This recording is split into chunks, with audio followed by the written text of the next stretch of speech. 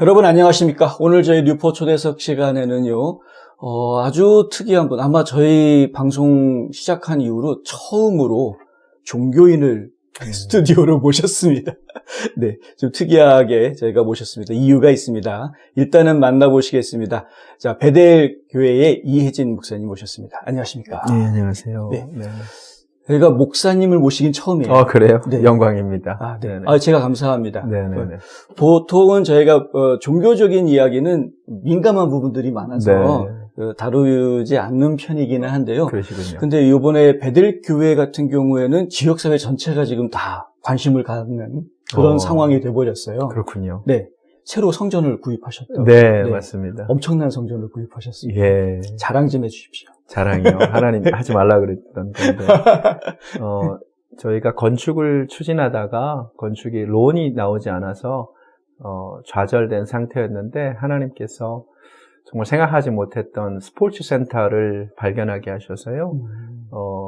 거기를 구매하게 되었습니다. 자랑을 굳이 하자면 크기보다도 이 시대가 예배당이 술집으로 또 예배당이 디스코텍으로 변하는 시대잖아요. 네. 그런데 우리는 사실 스포츠, 미국 사람들이 우상으로 섬기는 게 스포츠입니다. 근데 미국 사람들이 우상으로 섬기는 스포츠 센터를 하나님을 예배하는 예배당으로 바꿀 수 있게 되었다.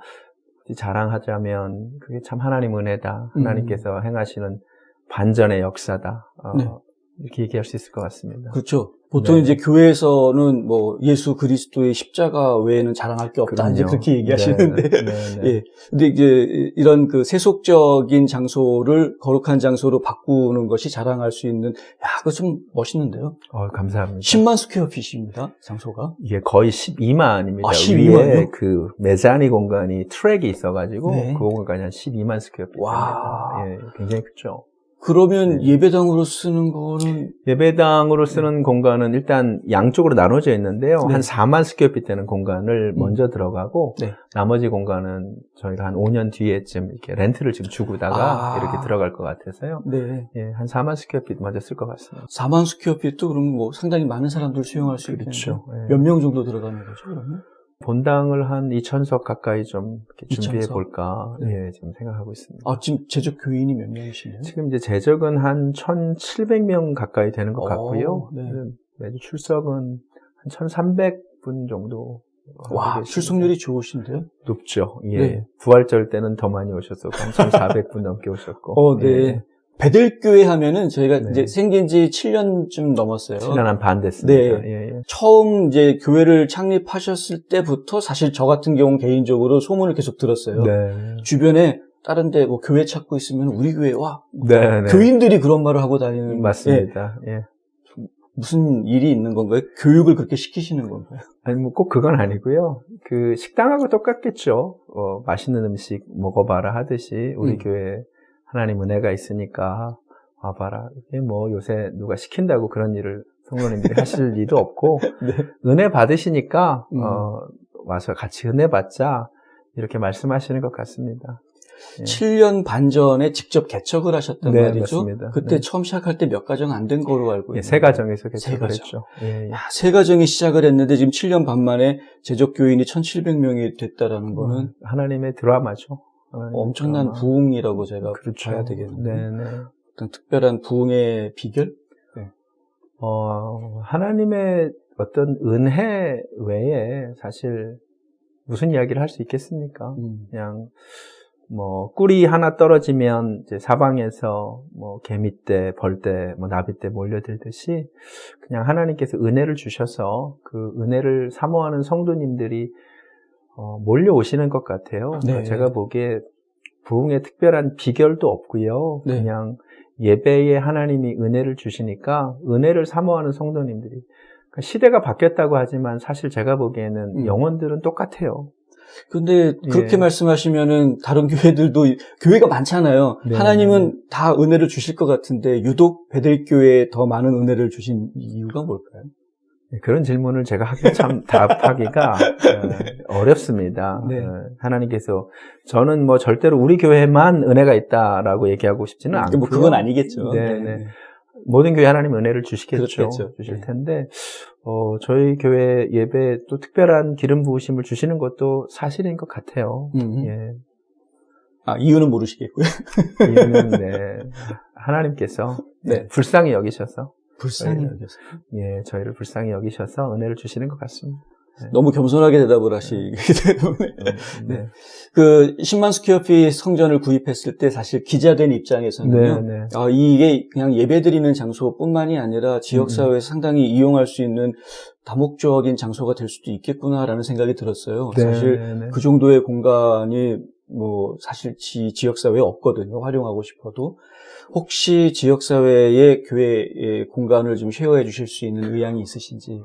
네, 뭐 기본적으로 건물이 그런 용도로도 사용될 필요가 있겠죠. 네. 그렇지만 이제 저는 예전에도 누군가가 베델교회가 지역사회에 어떤 공헌을 할 거냐라는 질문에 이렇게 답을 했었어요. 네. 저는 이 지역에서 신령과 진정으로 하나님을 예배할 수 있는 곳이 있다는 것이 나는 지역사회에 줄 수 있는 가장 최고의 공헌이라고 생각합니다. 네. 지금도 네. 그 마음에는 변함이 없습니다. 네. 그래서 어차피 저는 교회거든요. 네. 교회는 교회다울 때 이곳에서 살아계신 하나님을 만날 수 있을 때, 예를 들면 저희 교회 이제 금요 예배 같은 경우 최근에 주차할 공간을 찾기 어려울 정도로 진짜 그렇더라고요. 많은 사람들이 금요 예배 그 불금의 시간에 교회로 오세요. 네.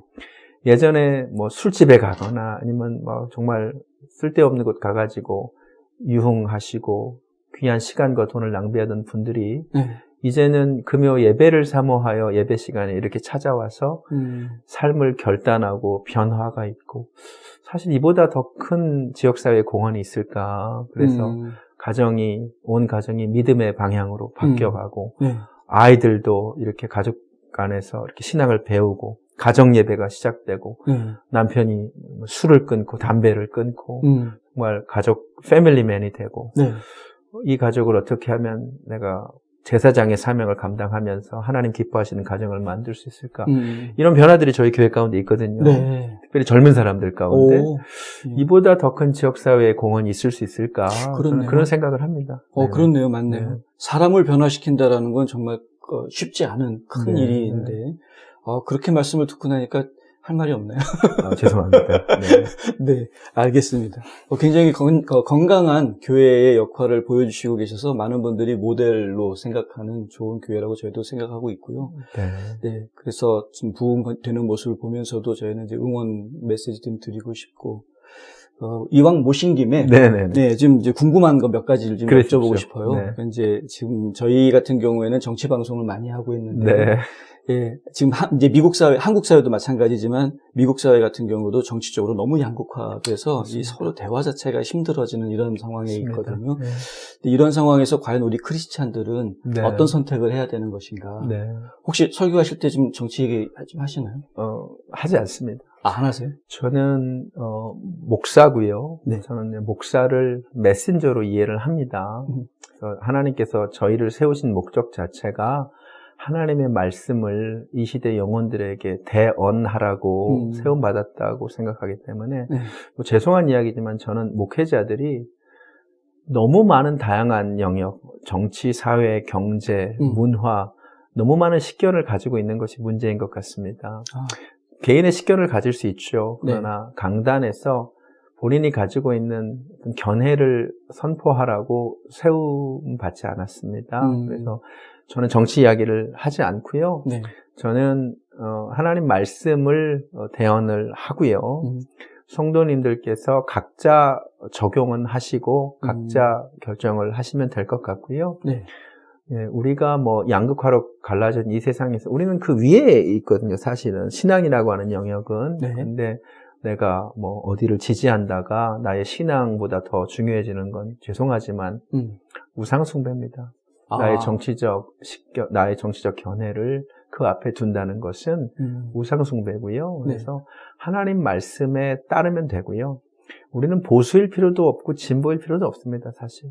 지킬 것 보수하고 바꿀 것 바꾸면 되는 거죠. 그 근거가 성경이면 되는 거고 하나님 뜻이면 되는 거죠. 그래서 정치적인 이슈를 제가 설교 시간에 이야기한 적은 단 한 번도 없고요. 앞으로도 없을 거고 네. 제가 가지고 있는 정치적인 견해는 있지만 이야기하지 않습니다. 갑자기 궁금해지는. 제가 심지어 대통령 선거 기간에 하도 누구 지지하냐고 물어봐서 네네. 투표하지 않았습니다. 제가 가지고 있는 생각도 있었지만, 네.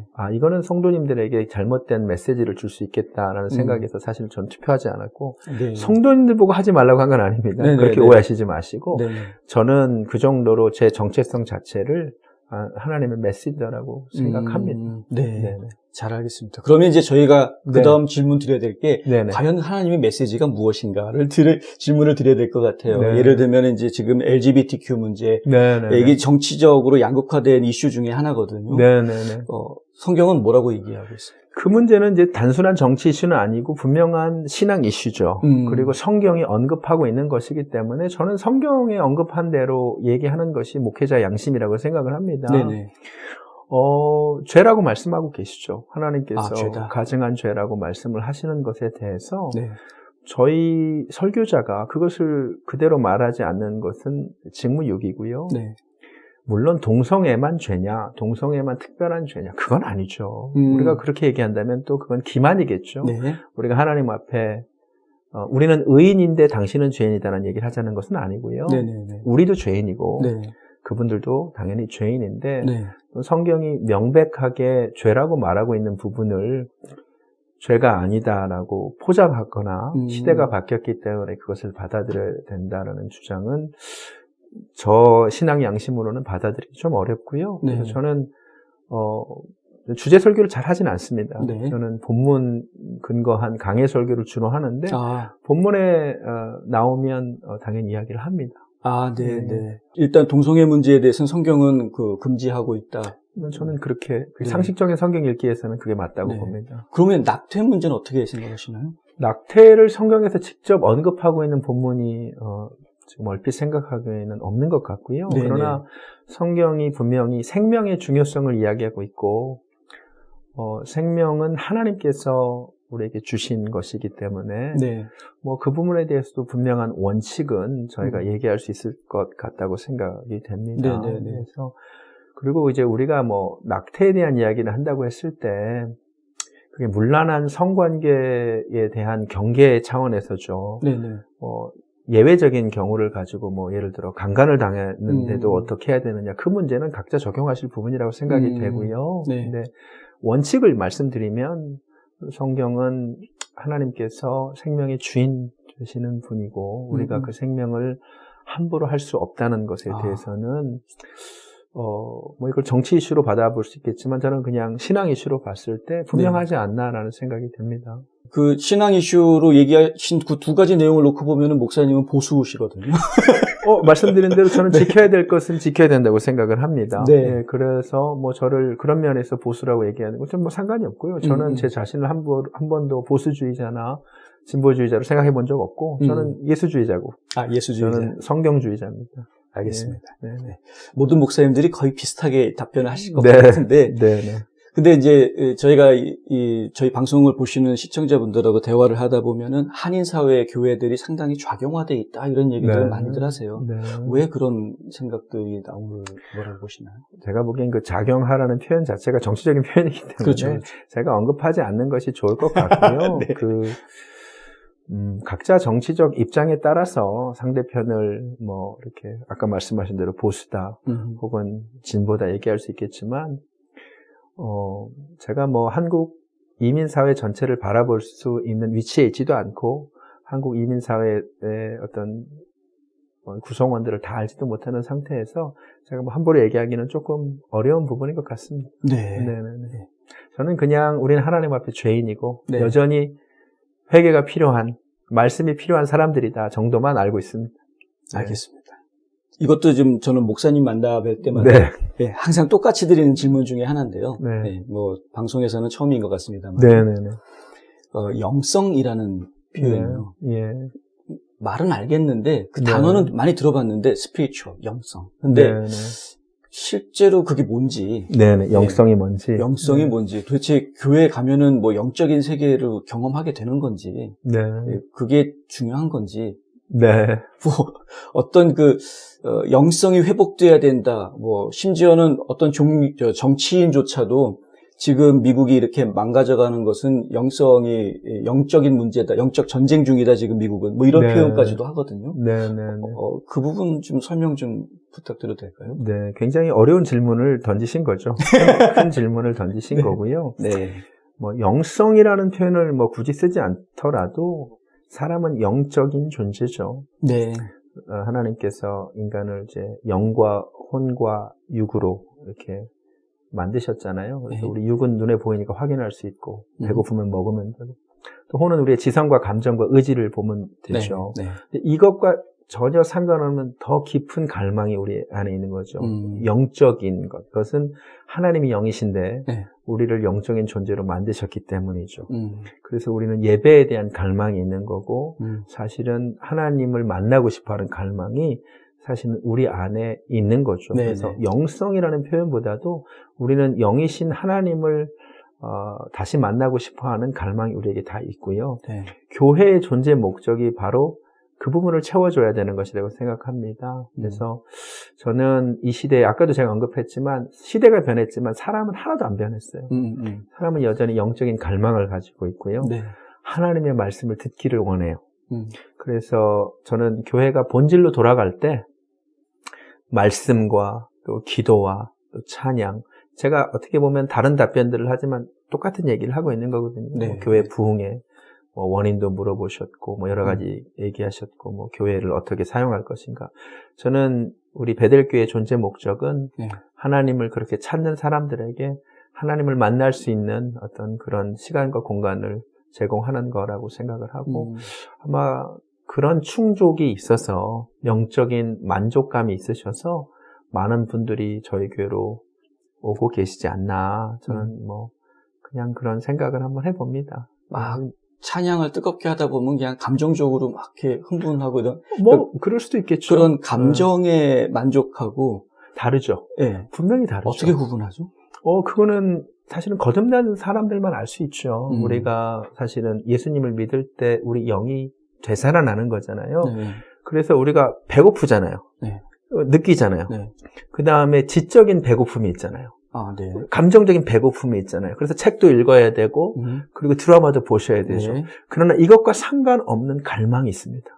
하나님으로만 채워지는, 파스칼이 인간에게는 하나님으로만 채워지는 디바인 홀이 있다라고 했는데 이거는 하나님을 만나 하나님께 예배하지 않고는 채워지지 않는 그런 영역이 우리 인간에게 있거든요. 네. 근데 이거는 다른 영역이죠. 그러니까는 하나님의 말씀을 선포될 때에 감정의 고향이 아니라 우리 지성과 감정과 의지에 터치되는 것 이전에 내 영의 울림과 떨림을 주는 게 있죠.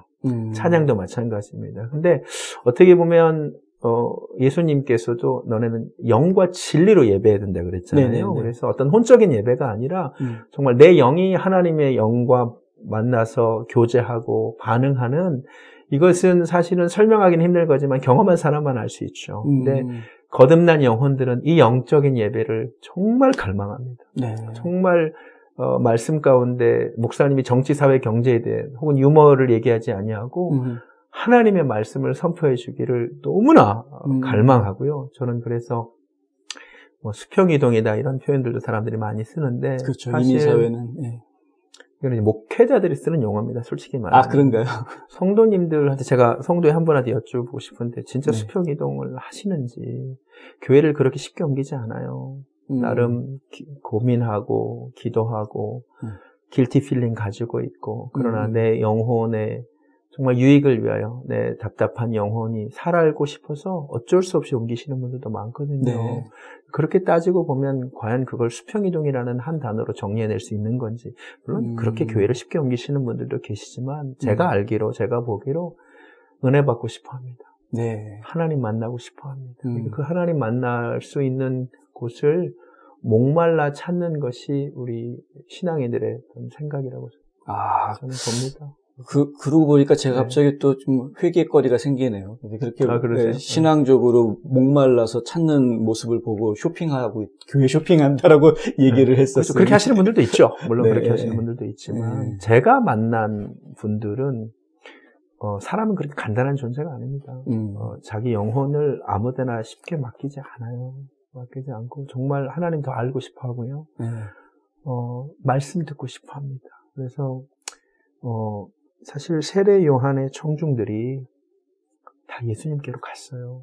네. 세례 요한의 말씀을 듣던 이들이 네. 예수님께 다 갔다고요. 네. 굉장히 놀라운 이야기죠. 그러니까 그 모습을 보고 우리가 수평이동했다 얘기하지 않잖아요. 예수님한테 수평이동한 거다라고 얘기하지 않잖아요. 그러니까 영혼의 목마름을 채워주는 말씀이 선포될 때 그 많은 영혼들이 주님께 갔죠. 물론 그들이 나중에 또 예수님을 돌로 치려고 했죠. 그렇죠. 그러나 또 그 똑같은 영혼들이 오순절날 성령 받고 주님의 제자가 된 거죠. 그래서 저는 사람이라고 하는 존재가 그렇게 간단한 존재가 아니다. 영혼 육으로 이루어져 있는데 생각보다 육적인 만족, 혼적인 만족, 그 이전에 영적인 만족이 너무너무 중요한 드라이버가 된다라고 저는 생각합니다. 잘 알겠습니다. 철저하게 목사님다우신 목사님을 뵌 것 같습니다. 네. 제가 궁금했던 부분들은 거의 다 많이 풀린 것 그래요? 같아요. 네, 다행입니다. 뭐 사적인 질문 좀 드려도 될까요? 네, 그러십시오. 개인적으로 지금 가족 관계는 어떻게 되시나요? 아이가 5입니다. 우와, 제가 이럴 줄 알았어요. 네. 일단 지상 명령을 준행하시느라고. 하나님 주신 첫 번째 명령이기 때문에. 네. 알겠습니다. 너무 힘들지 않으세요? 교인도 너무 힘들죠. 많고. 네. 날마다 스트럭을 하고 전쟁 같은 사랑을 하고 있고. 네, 우리 아내가 고생 많이 하고 있습니다. 전쟁 같은 사랑. 네. 교인들이 많아지면은 그만큼 이제 듣는 이야기들도 많아지고 좀 고민거리도 많이 받으실 것 같은데. 뭐 그런 부분도 있는데요. 네. 성도님들을 통해서 받는 위로와 사랑이 사실은 훨씬 큽니다. 예. 젊은 목사를 그래도 우리 성도님들이 귀하게 알아주셔서 정말 사랑해 주시고 염려해 주시고 또 기도해 주시고 그러니 뭐 사실 힘이 나죠. 네. 저는 평생 개척교회 목회자 아들로 자랐기 때문에. 그러세요? 네네네. 목사님도 성결교, 아버님도 네. 성결교회? 아버지, 할아버지 다 성결교회 목사님. 그래서 제가 성결교회. 지금 몇 대째 목사예요? 3대째. 3대째? 예. 오. 그렇습니다. 제가 농담반 진담반으로 항상 하는 이야기가 있는데요. 네네네. 목사 아들이 목사가 된다는 거는 둘 중에 하나다. 네. 사기꾼이거나 네.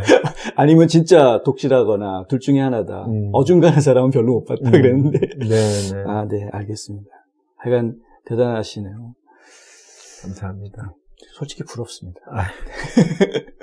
지금 이제 목회를 지금 아틀란타에 와서 네네. 하시게 된, 원래 전공은 전혀 다르시잖아요. 서양사를 했습니다. 서양사학을 하신 분이 목회를 하기로 마음먹은 이유가? 사실은 원래 서양사학과를 간 목적이 네. 목회를 하는데 가장 도움이 되는 게 역사를 알면 좋다 그래가지고 그래서 서양사학과를 가게 된 겁니다. 네. 네. 그럼 준비를 처음부터 그렇게 하셨군요. 네네. 그러면은 했다고 볼 수 있습니다. 서울대 서양사학과를 맞습니다. 나오시고요. 네네. 그 다음에는 신학은 언제 그러면? 제가 이제 군복무를 장교로 했는데 네. 그때 잠깐 제가 외무고시를 공부하다가 다른 길로 좀 가려고 했었죠. 네. 그러다가 하나님께서 어느 날 컬링이 있으셔서 네. 제가 외무고시를 그만두고 신학교를 이제 군복무를 마치고 네. 갈 때 이제 저희 아버님이 성결교회 목사님이라 서울신대로 갔죠. 네네. 서울신대에서 MDB를 하고 유학을 나와서 뭐 중간에 에즈베리 지금 부흥 때문에 유명한 에즈베리에서 교환 학생도 좀 있었고요. 그러셨군요. 네네.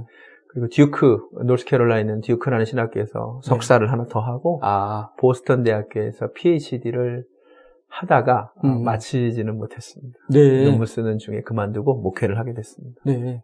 듀크에서 공부하셨으면 조금 좀 리버럴하신.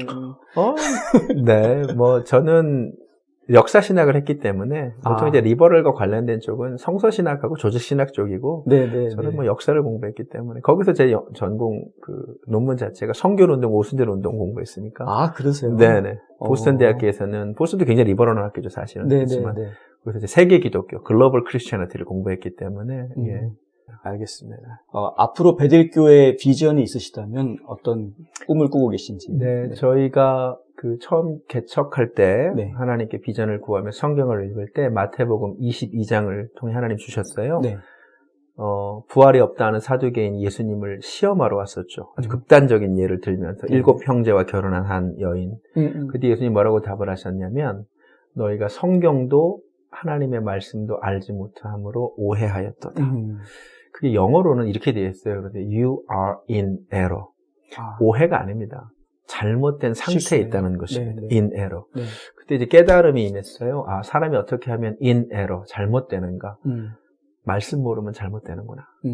하나님의 능력을 경험하지 못해도 잘못되는구나. 네. 그래서 교회 비전을 하나님의 말씀을 배우고 하나님의 능력을 경험하는 교회. 이렇게 하다가 조금 더 읽다 보니까 요한복음 15장에서 열매 맺지 않으면 다 제하여 버리신다 그래서 저희 변하지 않는 교회 비전이 하나님의 말씀을 배우고 하나님의 능력을 경험하며 성령의 아름다운 열매를 맺는 교회. 이 비전 그대로 갈 겁니다. 그래서 말씀, 또 능력, 그리고 열매. 근데 여기에 올해 이제 특세 때 추가된 게 제가 이제 역사를 아무래도 전공하다 보니까 네. 이민교회 역사를 한번 보게 됐습니다. 그리고 네. 제가 네. 아직 젊지만 네. 제가 뭐 이민교회 목회를 앞으로 오래 하나님께서 허락하시면 오래 할 생각이기 때문에 미래를 생각하게 됐는데 네네. 다음 세대가 결국 문제겠더라고요. 그렇죠. 다음 세대가 다른 세대가 되지 않는 교회를 새로운 비전으로 올해 선포를 했습니다. 다음 세대가 다른 세대가 되지 않는 교회. 여호수아 2장에 나오는 건데 네. 지금 보니까 그동안 한국 이민교회가 다음 세대를 신경 안 쓴 건 아니에요. 건물도 지어주고 뭐 EM 사역자 사례비도 많이 주고 그런데 20년 전에도 그랬고 30년 전에도 그랬는데 지금 EM들이 한국교회에 남아있잖아요. 이민교회에 그렇죠. 남아있잖아요. 다 떠났습니다. 네. 뭔가 접근을 잘못한 겁니다. 그래서 제가 조금 연구를 하고 리서치를 해본 결과 네. 언어 문제라는 걸 깨달았습니다. 네. EM, 다음 세대들을 EM으로만 두는 한 희망은 없습니다. 그래서 저는 올해 과감하게 선포했습니다. 다음 세대가 다른 세대가 되지 않아야 되는데 핵심이 어쩌면 언어다. 그래서 이 시대, 한류로 인하여 미국인들도 한국어를 배우려고 하는 이 시대에 그렇죠. 우리 아이들 한국어로 예배드리는 것 훈련시켜야 되겠다. 그래서 저희는 온 가족 예배를 올해부터 강조하기 시작했습니다. 주일학생, 중고등부도 이제 1, 2, 3부 중에 한 부 어른 예배가 예배드려라. 그리고 매주 목요일 가정 예배의 날을 선포해서 제가 설교한 거를 영어와 한국어로 요약을 해서 주면 지금 전 교인 한 45%가 가정 예배 드리고 있습니다. 와. 예, 그래서 저는 다음 세대가 다른 세대가 되지 않아야 되는데 네. 신앙적으로 다르지 않으려면 결국 언어가 중요하다. 그리고 예전에 성경 시대에 주일학교 없었습니다. 모세 설교를 아이들도 다 들었어요. 그렇네요. 그럼요. 네. 그리고 성경 초대교회에서도 주일학교 따로 안 모였어요. 네. 예수님의 설교를 아이들도 들었기에 그 설교를 들은 아이가 은혜 받고 자기 도시락 드린 겁니다. 그러게요. 근데 우리는 너무 지금 파편화돼가지고 네. 저희도 이제 뭐 주일학교, 중고등부 다 있지만 이 부서 예배도 계속 하지만 온 가족 예배 이게 한국 이민교회가 살 길이다. 12년간 담임 목사 설교를 들은 적도 없고 만난 적도 없는 아이들이 과연 작년으로 넘어올 것인가? 네. 저는 불가능하다고 봅니다. 네. 그래서 어렸을 때부터 담임 목사의 말씀을 듣고 은혜 받고 이 애들이 컸을 때 저는 우리 교회에 남아서 집사님 되고 권사님 되는 모습을 보고 싶습니다. 그래서 이민 교회를 위해서 다음 세대가 다른 세대가 되지 않는 교회. 네. 이민교회에 좀 새로운 모델이 되고 싶은 마음은 있습니다. 오, 그렇네요. 지금 말씀을 듣고 보니까 충분히 이해가 되네요. 예배를 온 세대가 다 서로 다른 세대들이 같이 예배를 드리는 건 상당히 네. 다음 세대가 다른 세대가 되지 않겠다고 하는 이 목사님의 비전이 현실로 이루어지고 그것이 모델 케이스가 돼서 또 많은 교회들이 그렇게 가족이 회복되는 교회의 모델로 삼을 수 있게 된다 그러면 더욱더 저희가 감사합니다. 좋겠는데요. 네. 알겠습니다. 너무 훌륭한 대답을 저희가 들은 것 같고요. 그리고 또 대답하신 대로 실제로 행동으로 옮기실 거니까 앞으로 베델교회가 기도하겠습니다. 베델교회가 어떻게 또 모범적인 모습을 보여주게 될지 제가 기대가 되고요. 기도하고 또 좋은 모범을 보여주시면 또 주변에 또 따라하는 교회들도 많이 생길 테니까. 감사합니다. 그것이 결국은 지역사회를 위해서 맞습니다. 베델교회가 하는 가장 큰 일. 잘 알겠습니다. 정작 만나 뵙고 보니까 베델교회 이혜진 목사님은 상당히 정상적이었습니다. 정상적인 목사님인 것 같습니다. 네, 감사합니다. 정상적이라는 단어를 일깨워 주셔서 감사합니다. 감사합니다. 네. 이민사회에서 교회가 할 수 있는 역할론에 대한 의견들이 사실 다양합니다. 여러 가지 일들을 할 수 있다라고 기대하시는 분들도 많습니다. 그런데 결국 교회는 교회다워야 교회인 것이고요. 그런 교회다운 모습을 세워나가기 위해서 애쓰시는 목회자분들이 상당히 많이 계십니다. 사실 거의 대부분의 목회자들이 그러리라고 저희는 생각합니다. 특별히 베들교회가 창립 7년이 좀 지난 상태에서 크게 부흥할 수 있었던 이유가 무엇인지 저희가 들어보고 싶었고요. 그리고 그 부흥한 모습이 지역사회에 어떤 영향을 주게 될지도 궁금했는데 오늘 목사님 말씀 들은 것으로 답변이 되셨기를 저도 바랍니다. 오늘 귀한 시간 내주셔서 감사합니다. 감사합니다.